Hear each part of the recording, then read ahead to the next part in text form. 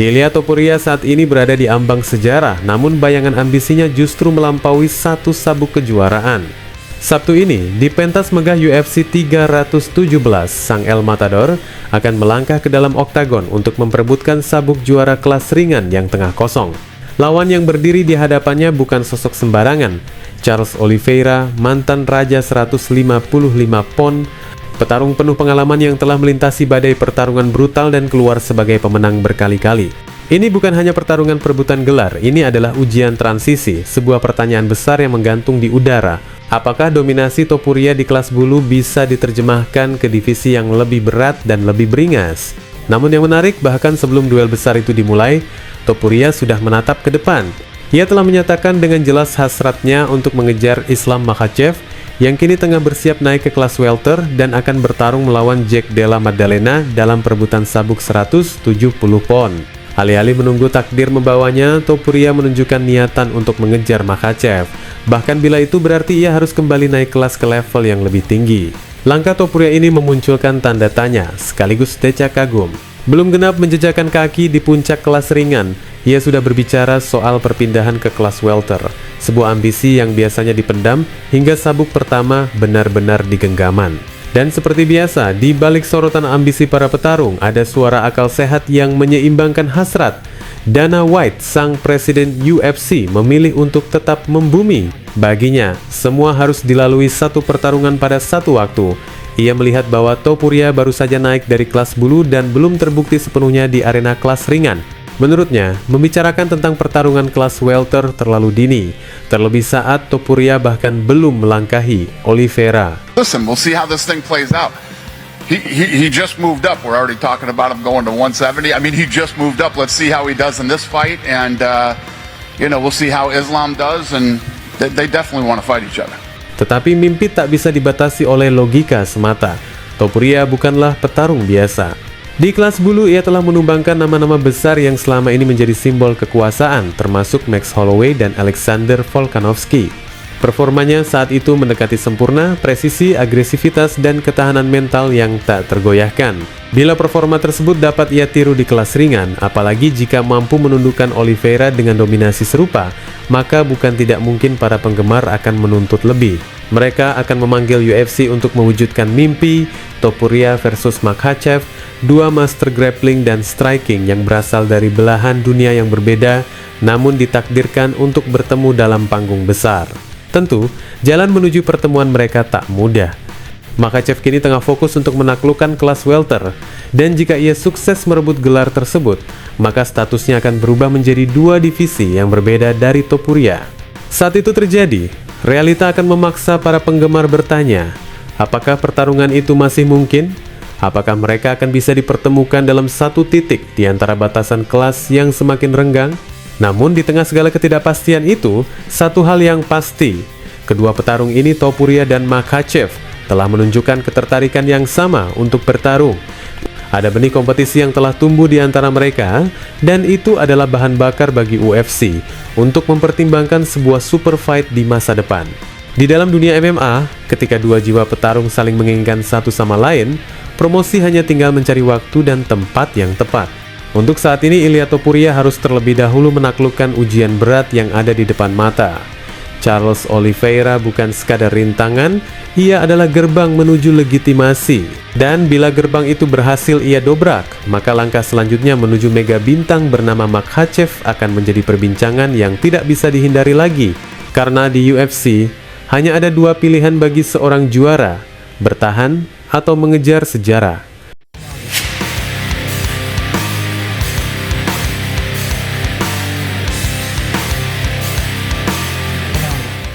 UFC mencatat sejarah baru di tanah Azerbaijan dengan Baku menjadi tuan rumah turnamen pertama yang dihelat di negeri Kaukasus tersebut.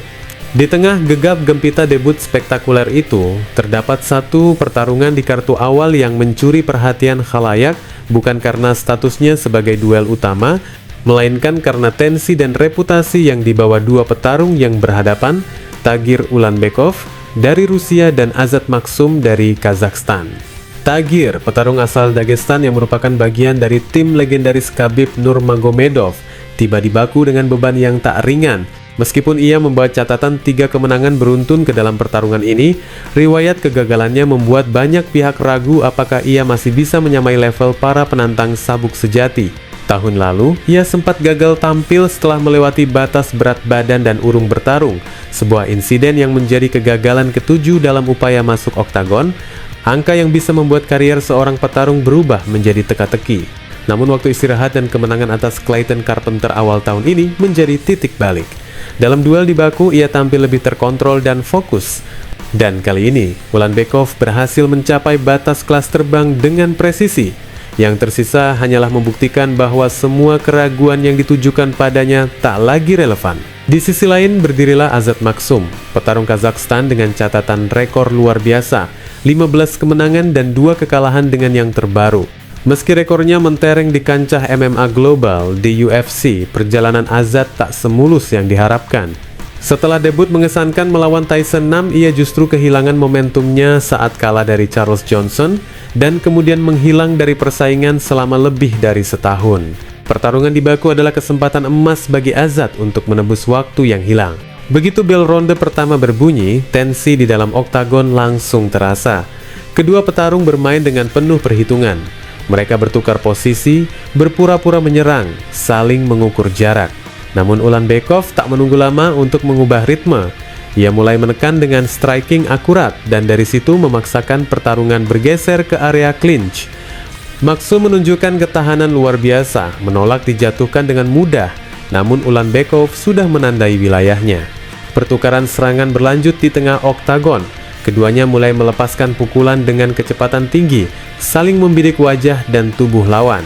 Di akhir ronde pertama, kedua petarung bahkan menyuguhkan tendangan tinggi yang menggetarkan arena, meski keduanya mampu menangkis serangan lawan. Pertarungan ini dengan cepat berubah dari duel biasa menjadi ujian nyali dan stamina. Memasuki ronde kedua, tensi makin membuncah. Ulanbekov menaikkan tempo. Ia terus menekan dan kali ini pukulannya menghantam tepat di rahang Maksum. Azat sempat limbung, namun belum tumbang. Ulanbekov mencoba memanfaatkan momen itu untuk membawa pertarungan ke matras, tetapi petarung Kazakhstan bertahan luar biasa. Ia bahkan sempat membalikkan keadaan dan melakukan takedown yang memaksanya bertarung di posisi sempit di dinding oktagon. Sekali lagi, pertarungan berlangsung dalam posisi clinch yang intens, di mana teknik dan insting memainkan peran utama.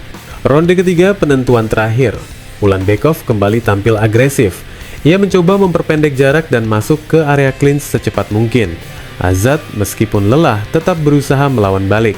Keduanya seperti berada dalam tarian keras kepala di tengah oktagon, saling bertukar pukulan lutut dan serangan pendek di area sempit. Ulanbekov tampak lebih dominan, namun Maksum tak pernah benar-benar menyerah. Bahkan di penghujung ronde, ia sempat melakukan lemparan lagi yang menunjukkan bahwa semangatnya masih menyala. Namun lemparan itu tidak cukup untuk membalikkan arus. Saat bel terakhir berbunyi, wajah kedua petarung menggambarkan kisah yang telah mereka lalui. Letih, luka, namun penuh kebanggaan. Ketika angka-angka dari juri diumumkan, 29-28, 30-27, 30-27, kemenangan sah milik Tagir Ulanbekov. Kemenangan ini bukan hanya memperpanjang rekornya menjadi 4 kemenangan beruntun, tapi juga membungkam keraguan terhadap konsistensinya. Di bangku sudut, sosok Khabib Nurmagomedov berdiri dan menghela napas lega. Muridnya mungkin belum sempurna, tetapi ia kembali menunjukkan mengapa ia layak mendapat tempat di arena elit UFC.